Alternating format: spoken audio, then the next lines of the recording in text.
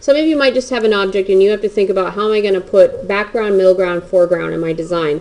So really, essentially, this is your picture. This will be like that border that you have. Some of you already sketched that in, but you shouldn't just have one object. You need to create some depth. So I have these clear dry erase markers if you want to sketch on top of your illustration without ruining it.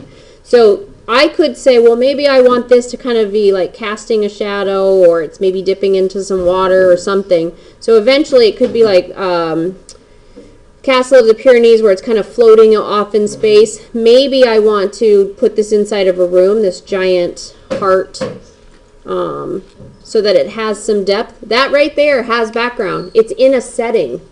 It doesn't have to make sense. It's surrealism. Maybe I don't want the shadow there. Maybe I want this to be, like I said, it could be dipping. Maybe it's water, like it's like coming out of the floor, or you've got ripples, something that's creating some movement at the bottom.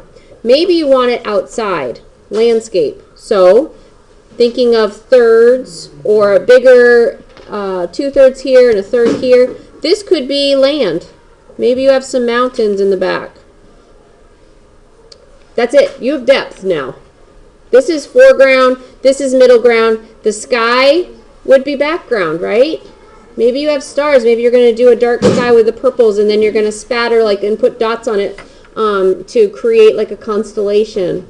Maybe it's going to have a sunset. I don't know, but now it has depth.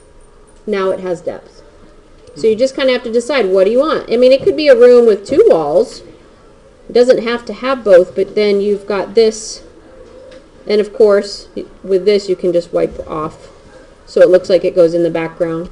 Maybe it's this plant is going outside this window, so it's like actually interacting with space outside. Maybe you decide you want to add something here. All of this is adding dimension and depth to your piece.